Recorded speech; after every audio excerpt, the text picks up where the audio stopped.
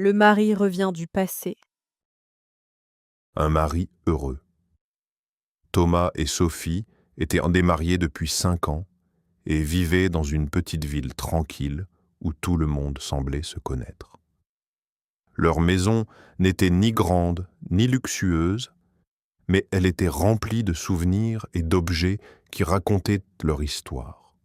Les photographies de leur voyage occupaient une étagère du salon, des plantes soigneusement entretenues décoraient les fenêtres, et une vieille horloge héritée du grand-père de Thomas rythmait leur journée avec son tic-tac régulier. Pour eux, le bonheur ne dépendait pas de la richesse, mais de la stabilité qu'ils avaient construite ensemble au fil des années. Leur rencontre remontait à l'université. Dès leur premier échange, ils avaient découvert qu'ils partageaient les mêmes valeurs. Tous les deux appréciaient les choses simples, comme les promenades dans la nature, les repas préparés à la maison, ou les soirées passées à regarder un film après une longue journée de travail. Leur relation n'avait jamais été spectaculaire, mais elle reposait sur une confiance profonde qui s'était renforcée avec le temps. Après plusieurs années de vie commune, ils avaient décidé de se marier entourés de leurs proches, convaincus qu'ils pourraient affronter ensemble toutes les difficultés de la vie. Thomas travaillait comme ingénieur dans une entreprise spécialisée dans les transports. Son métier exigeait de la précision, de la patience et un grand sens des responsabilités. Chaque matin, il quittait la maison très tôt afin d'éviter les embouteillages et arrivait souvent avant ses collègues. Même si son travail était parfois stressant, il l'accomplissait avec sérieux, car il voulait offrir un avenir stable à sa famille. Sophie, de son côté, enseignait le français dans un collège. Elle aimait transmettre ses connaissances à ses élèves et trouvait toujours le temps d'encourager ceux qui avaient des difficultés. Sa gentillesse et son calme étaient appréciés aussi bien par les élèves que par ses collègues. Malgré leurs emplois du temps chargés, Thomas et Sophie tenaient à préserver leurs habitudes. Ils prenaient presque toujours le petit déjeuner ensemble avant de partir travailler. Le soir, ils préparaient le dîner en partageant les tâches sans même avoir besoin d'en parler. Pendant les week-ends, ils rendaient visite à leurs parents ou partaient marcher dans les collines situées près de leur ville. Ces moments simples leur permettaient d'oublier le rythme parfois fatigant de la semaine et renforcer le lien qui les unissait. Depuis quelque temps, ils parlaient souvent de leurs projets d'avenir. Ils rêvaient d'acheter une maison un peu plus grande avec un jardin où leurs futurs enfants pourraient y jouer. Ils économisaient chaque mois une partie de leur salaire et comparaient régulièrement les annonces immobilières. Ils envisageaient également de voyager au Canada, un pays qu'ils souhaitaient découvrir depuis longtemps pour admirer ses grands espaces et ses paysages naturels.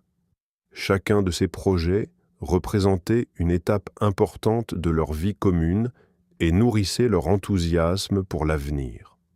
Leur famille les considérait comme un couple solide et équilibré. Lors des réunions familiales, Thomas et Sophie étaient souvent ceux qui apportaient une atmosphère chaleureuse et rassurante. Leurs amis les décrivaient comme deux personnes capables de résoudre les désaccords avec calme et respect. Personne n'aurait imaginé que leur bonheur puisse être interrompu aussi brutalement. Leur existence semblait suivre un chemin paisible, construit sur l'amour, la confiance et des rêves partagés. Pourtant, sans qu'ils le sachent, une journée ordinaire allait bientôt transformer leur vie de manière irréversible et mettre à l'épreuve tout ce qu'ils avaient construit ensemble. Le terrible accident. Quelques jours après avoir commencé à visiter plusieurs maisons, Thomas avait l'impression que sa vie avançait exactement comme il l'avait toujours espéré. Il travaillait avec sérieux, économisait pour réaliser ses projets et se réjouissait de construire un avenir encore plus heureux avec Sophie. Rien ne laissait penser que cette journée, qui avait commencé comme toutes les autres, deviendrait la dernière dont ses proches garderaient un souvenir normal. Ce matin-là, Thomas quitta la maison un peu plus tôt que d'habitude. Son entreprise lui avait demandé de participer à une réunion organisée dans une ville voisine. Le trajet était plus long que son parcours habituel, mais il connaissait bien cette route. Avant de partir, il vérifia une dernière fois les documents qu'il devait présenter et s'assura que son téléphone était complètement chargé. La météo annonçait de fortes pluies dans l'après-midi, mais le ciel était encore dégagé lorsqu'il prit la route. Pendant plusieurs heures, tout se déroula sans le moindre problème. La réunion se termina en fin d'après-midi et Thomas reprit aussitôt le chemin du retour. En quittant le parking de son entreprise, il remarqua que le ciel s'était brusquement assombri. Quelques minutes plus tard, une pluie violente commença à tomber. Les essuie-glaces fonctionnaient à toute vitesse, mais ils avaient du mal à dégager le pare-brise. La circulation ralentissait progressivement et la visibilité devenait de plus en plus mauvaise. Alors qu'il traversait une portion de route entourée par une forêt, Thomas aperçut soudain une voiture noire stationnée sur le bas-côté. Deux hommes semblaient déplacer de lourds sacs vers un autre véhicule. Cette scène attira brièvement son attention, car elle paraissait étrange dans un endroit aussi isolé. Au même moment, l'un des hommes leva la tête et remarqua la voiture de Thomas. Leurs regards se croisèrent pendant une fraction de seconde avant que Thomas ne poursuive sa route, sans imaginer que ce simple regard allait changer son destin. Quelques kilomètres plus loin, Thomas remarqua dans son rétroviseur qu'une voiture roulait derrière lui à une vitesse anormalement élevée. Au début, il pensa qu'il s'agissait simplement d'un conducteur pressé. Pourtant, malgré la pluie et les nombreux virages, le véhicule continuait de le suivre sans jamais s'éloigner. Peu à peu, Thomas ressentit une inquiétude qu'il ne parvenait pas à expliquer. Il accéléra légèrement, mais la voiture derrière lui fit exactement la même chose. La pluie devenait de plus en plus intense. Une épaisse couche d'eau recouvrait désormais la chaussée, rendant la conduite particulièrement dangereuse. En entrant dans un long virage près d'un pont, Thomas sentit soudain sa voiture perdre de l'adhérence. Il tenta de reprendre le contrôle du volant, mais les pneus glissèrent sur la route mouillée. Au même instant, la voiture qui le suivait se rapprocha dangereusement de son pare-choc arrière. Un léger choc suffit à déséquilibrer complètement son véhicule. La voiture de Thomas traversa la barrière de sécurité avant de basculer dans une rivière en contrebas. L'impact fut extrêmement violent. En quelques secondes, le véhicule commença à s'enfoncer dans l'eau tandis que le courant l'entraînait lentement vers une zone plus profonde. Des automobilistes, arrivés quelques minutes plus tard, appelèrent immédiatement les secours. Les pompiers, les policiers et les plongeurs arrivèrent rapidement sur les lieux et organisèrent une vaste opération de recherche. Après plusieurs heures d'efforts, les équipes retrouvèrent finalement la voiture complètement détruite. Les portes étaient ouvertes, les vitres avaient explosé sous la force du choc et l'habitacle était presque entièrement rempli de boue. Pourtant, malgré les recherches menées pendant plusieurs jours dans la rivière et les forêts voisines, aucun corps ne fut retrouvé. Les enquêteurs supposèrent que le courant avait emporté Thomas beaucoup plus loin, rendant les recherches extrêmement difficiles. Faute d'indices supplémentaires, l'accident fut officiellement considéré comme la cause de sa disparition. Lorsque Sophie apprit la nouvelle, son monde s'effondra. Les policiers lui expliquèrent que toutes les recherches avaient été effectuées avec le plus grand sérieux, mais qu'il n'existait pratiquement plus d'espoir de retrouver son mari vivant. Les jours suivants, la famille, les amis et les voisins se réunirent pour lui apporter leur soutien. Même sans corps à enterrer, une cérémonie fut organisée afin de rendre hommage à Thomas. Chacun croyait assister aux adieux définitifs d'un homme apprécié de tous. Personne ne pouvait imaginer qu'au même moment, quelque part loin de la rivière, Thomas respirait encore, sans aucun souvenir de son identité, entre les mains d'hommes qui allaient transformer sa vie pendant les 3 années suivantes. 3 ans de tristesse. Les semaines qui suivirent la disparition de Thomas furent donc les plus difficiles que Sophie ait jamais connues. Chaque matin, elle se réveillait avec l'impression d'avoir fait un mauvais rêve, avant de se rappeler que son mari ne rentrerait probablement jamais à la maison. Le silence qui régnait dans leur maison lui semblait insupportable. Les objets de Thomas étaient restés exactement à leur place, comme si le temps s'était arrêté le jour de l'accident. Sa veste était toujours suspendue près de la porte. Sa tasse préférée se trouvait encore dans la cuisine. Et plusieurs livres attendaient sur la table du salon. Sophie n'avait pas le courage de déplacer ses souvenirs, car elle avait l'impression qu'en les rangeant, elle accepterait définitivement la disparition de son mari. Pendant plusieurs mois, elle continua d'espérer un miracle. Chaque fois que son téléphone sonnait, son cœur s'accélérait. Elle imaginait que la police allait enfin lui annoncer une bonne nouvelle ou qu'un inconnu avait retrouvé Thomas quelque part. Elle suivait attentivement les informations, lisait les journaux et consultait régulièrement les réseaux sociaux dans l'espoir de découvrir un indice. Pourtant, les semaines passèrent, puis les mois, sans qu'aucune nouvelle ne vienne changer la situation. Peu à peu, même les enquêteurs durent en reconnaître qu'ils n'avaient plus aucune piste sérieuse.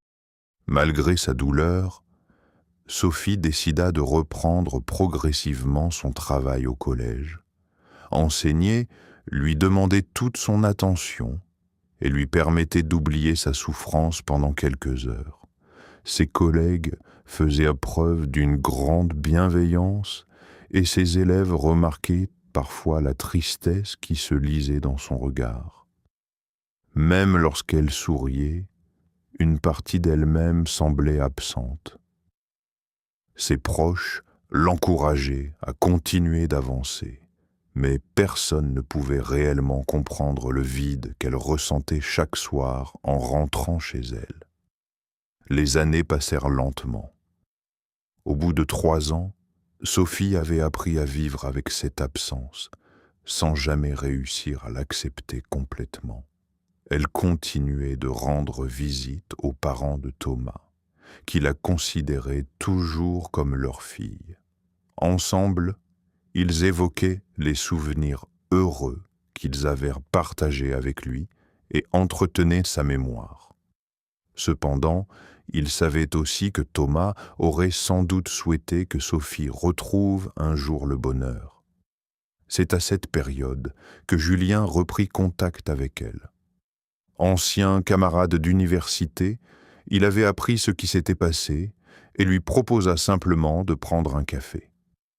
Leur première rencontre resta discrète et pleine de respect. Julien ne chercha jamais à remplacer Thomas ni à effacer son souvenir.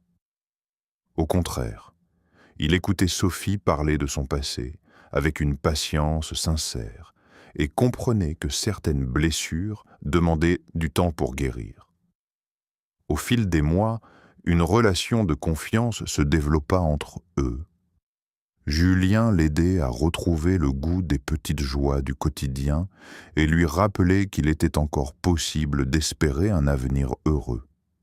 Après une longue période d'hésitation, Sophie accepta finalement sa demande en mariage. Cette décision ne signifiait pas qu'elle avait oublié Thomas. Elle croyait simplement qu'après 3 années de solitude, de larmes et d'incertitude, il était temps d'ouvrir un nouveau chapitre de sa vie. Entourée de sa famille et de ses amis, elle commença les préparatifs du mariage avec émotion. Personne ne pouvait imaginer que, le jour où elle s'apprêtait à dire une nouvelle fois « oui », le passé allait soudainement revenir frapper à la porte de la façon la plus inattendue. Le marié inattendu. Le jour du mariage arriva enfin. Dès le début de la matinée, le ciel était parfaitement dégagé et un soleil doux illuminait les jardins qui entouraient la salle de réception. Les invités commencèrent à arriver les uns après les autres, vêtus de leurs plus beaux habits. Certains venaient de loin pour assister à cette cérémonie, conscients de l'épreuve que Sophie avait traversée depuis la disparition de Thomas. Tous espéraient la voir retrouver enfin le bonheur après 3 longues années de souffrance. La salle avait été décorée avec beaucoup de soin. Des fleurs blanches ornaient les tables et un long tapis conduisait jusqu'à l'autel où Sophie et Julien devaient échanger leurs vœux. Une musique douce accompagnait l'entrée des invités, créant une atmosphère paisible et pleine d'émotion. Malgré les sourires et les félicitations, plusieurs personnes remarquaient que Sophie semblait plus nerveuse qu'une mariée ordinaire. Son visage exprimait autant la joie que l'inquiétude. Une partie d'elle-même avait encore du mal à tourner définitivement la page de son passé. Lorsque la cérémonie commença, chacun prit place dans un silence respectueux. Julien attendait calmement près de l'autel, tandis que Sophie avançait lentement au bras de son père. Chaque pas semblait représenter une étape vers une nouvelle vie. Arrivée devant les invités, elle leva les yeux et aperçut les visages souriants de sa famille, de ses amis et même des parents de Thomas, qui avaient accepté d'assister à cette journée difficile avec une grande générosité. Leur présence lui rappelait combien son premier mari avait été aimé de tous. Au moment où l'officiant s'apprêtait à poursuivre la cérémonie, la lourde porte de la salle s'ouvrit brusquement. Tous les regards se tournèrent instinctivement vers l'entrée. Un homme entra lentement, vêtu d'un long manteau sombre et portant un large chapeau qui cachait presque entièrement son visage. Son allure était étrange. Il avançait sans se presser, comme s'il ignorait les regards surpris qui se posaient sur lui. Le silence remplaça immédiatement la musique, et chacun retenait son souffle en essayant de comprendre ce qui se passait. L'homme continua d'avancer jusqu'au milieu de l'allée centrale. Il s'arrêta quelques secondes, puis leva lentement la main vers son chapeau. D'un geste calme, il le retira. Plusieurs invités poussèrent un cri de surprise. D'autres restèrent immobiles, incapables de croire ce qu'ils voyaient. Le visage qui apparaissait devant eux était celui de Thomas, l'homme que tout le monde croyait mort depuis 3 ans. Sophie sentit ses jambes trembler. Son bouquet glissa presque de ses mains tandis que son regard restait fixé sur celui qu'elle avait pleuré pendant des années. Son cœur battait si fort qu'elle avait l'impression de ne plus entendre les murmures qui remplissaient maintenant la salle. Les parents de Thomas se levèrent brusquement, le visage couvert de larmes, sans savoir s'ils devaient courir vers leur fils ou craindre d'être victimes d'une terrible illusion. Thomas observait la scène avec un visage fermé, marqué par la fatigue et les épreuves. Son regard se posa quelques instants sur Sophie, puis sur Julien, resté figé près de l'autel. Après un long silence, il prononça enfin une phrase d'une voix froide, presque sans émotion. Il remarqua que Sophie portait une robe blanche et s'apprêtait à épouser un autre homme. Il déclara simplement qu'elle s'était remariée très rapidement, 3 années lui paraissant bien peu pour oublier leur vie commune. À cet instant, personne ne savait comment réagir. Les invités échangeaient des regards inquiets, l'officiant demeurait silencieux, et Julien comprenait que cette cérémonie venait de basculer dans une situation totalement inattendue. Ce qui devait être le début d'une nouvelle vie devenait soudain le retour d'un passé que tout le monde croyait définitivement disparu. La vérité cachée, la salle resta plongée dans un silence pesant pendant plusieurs longues secondes. Personne n'osait faire le moindre mouvement. Les invités observaient Thomas comme s'ils avaient devant eux un fantôme revenu d'entre les morts. Pourtant, il était bien réel. Son visage portait les marques de plusieurs années difficiles. Une fine cicatrice traversait son front. Ses vêtements étaient usés par les voyages, et son regard, autrefois chaleureux, semblait désormais rempli de fatigue et de méfiance. Voyant l'incompréhension sur tous les visages, Thomas commença à raconter ce qui lui était arrivé après l'accident. Lorsque sa voiture était tombée dans la rivière, il n'était pas mort.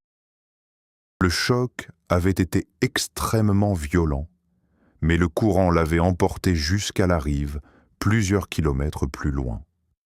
Gravement blessé et inconscient, il avait été retrouvé avant les secours par les mêmes hommes qu'il avait aperçus au bord de la route quelques minutes avant l'accident. Ces hommes appartenaient à une organisation criminelle qui transportait discrètement de l'argent et des marchandises illégales. Craignant que Thomas ne puisse un jour les dénoncer, ils avaient décidé de l'emmener avec eux. À son réveil, Thomas ne se souvenait de rien. Il ignorait son nom, son métier et même l'existence de Sophie. Les médecins consultés par les criminels confirmèrent qu'il souffrait d'une grave perte de mémoire provoquée par le choc à la tête.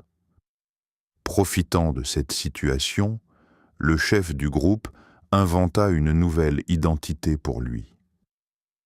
Il lui fit croire qu'il n'avait plus de famille et que les membres de l'organisation étaient les seules personnes qui avaient accepté de l'aider après l'accident. Incapable de distinguer la vérité du mensonge, Thomas finit par croire cette histoire. Pendant 3 longues années, il fut utilisé par le groupe pour effectuer différentes missions.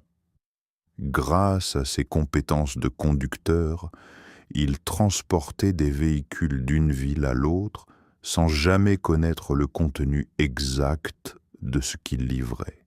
Chaque fois qu'il posait trop de questions, les criminels lui rappelaient qu'il leur devait la vie et qu'il n'avait nulle part où aller. Peu à peu, Thomas avait commencé à sentir que quelque chose n'était pas normal. Certains visages, certains paysages ou quelques mélodies lui semblaient étrangement familiers sans qu'il puisse en comprendre la raison. Malgré ces sensations, aucun souvenir précis ne revenait. Quelques jours avant le mariage de Sophie, tout changea brutalement. Alors qu'il conduisait pour le groupe, une camionnette surgit soudain devant son véhicule. Pour éviter une collision, Thomas donna un violent coup de volant. La voiture heurta un arbre et s'immobilisa après plusieurs tonneaux. Lorsqu'il reprit connaissance à l'hôpital, les médecins lui annoncèrent qu'il avait subi un nouveau traumatisme crânien. Ironiquement, ce second accident produisit l'effet inverse du premier. Les souvenirs qu'il avait perdus 3 ans auparavant revinrent d'un seul coup. Il revit son enfance, son mariage avec Sophie, leur maison, leurs projets d'avenir et, enfin, cette route sous la pluie où tout avait basculé. Dès sa sortie de l'hôpital, Thomas comprit qu'il avait été manipulé pendant tout ce temps. Profitant d'un moment d'inattention des hommes chargés de le surveiller, il s'enfuit et contacta discrètement la police. Les enquêteurs, qui recherchaient cette organisation criminelle depuis plusieurs années, lancèrent immédiatement une vaste opération pour arrêter ses membres.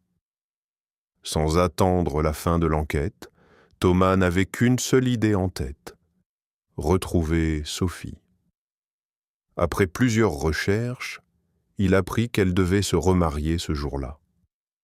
Il traversa la ville aussi vite qu'il le put, arriva devant la salle de cérémonie quelques minutes avant l'échange des alliances et entra sans réfléchir.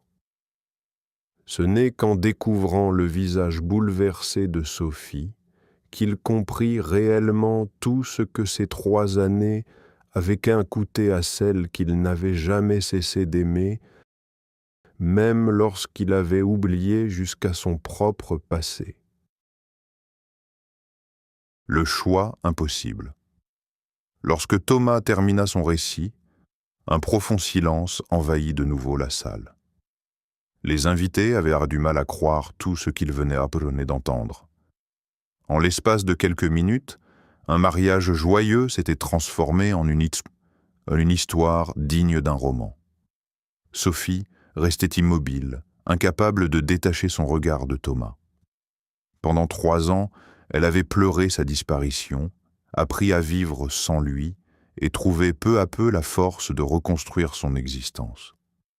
À présent, celui qu'elle avait aimé revenait soudainement devant elle, bien vivant, alors qu'elle s'apprêtait à commencer une nouvelle vie avec un autre homme. Thomas semblait lui aussi bouleversé. En retrouvant tous ses souvenirs, il avait compris ce qu'il avait perdu. Les années passées sous le contrôle du groupe criminel lui paraissaient désormais comme un long cauchemar. Pourtant, il savait également que Sophie n'était responsable de rien. Elle avait cru à sa mort, tout comme sa famille, ses amis et les autorités. Malgré la douleur qu'il ressentait en découvrant cette cérémonie, une partie de lui comprenait qu'elle avait simplement essayé de survivre après une épreuve terrible. Julien observait la scène en silence. Depuis le début de leur relation, il avait toujours respecté la mémoire de Thomas. Jamais il n'avait cherché à remplacer cet homme disparu, ni à effacer son souvenir. En voyant Thomas vivant devant lui, il comprit immédiatement que la décision ne lui appartenait plus. Avec beaucoup de dignité, il retira doucement son alliance de sa poche et la reposa sur la petite table prévue pour la cérémonie. Ce geste simple exprimait son respect pour les sentiments de Sophie, sans colère ni reproche.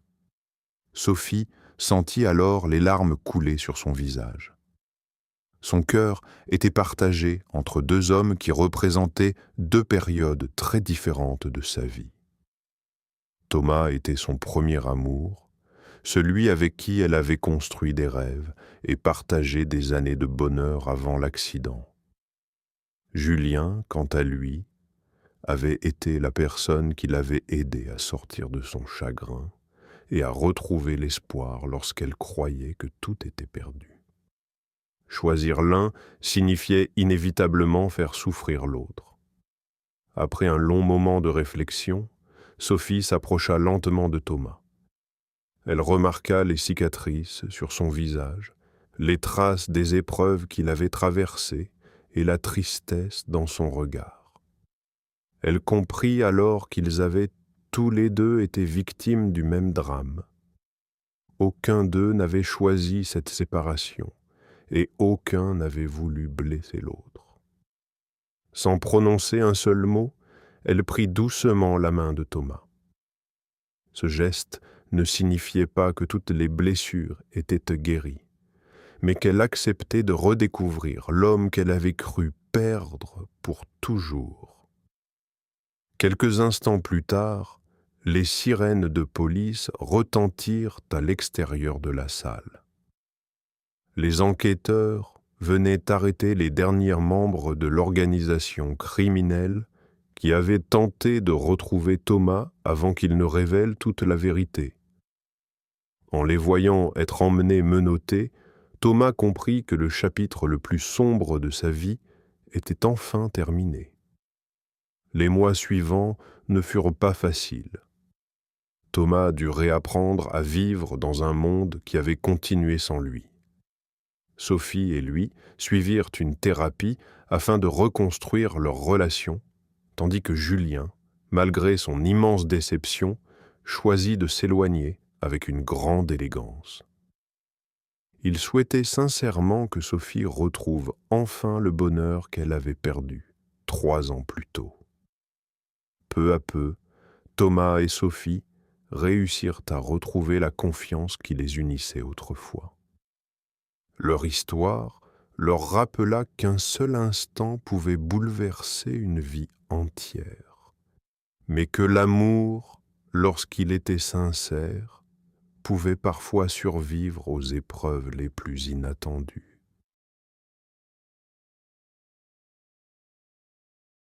This is the end of the video. If you like our method, please hit the subscribe button and turn on notifications to stay updated with the latest learning videos.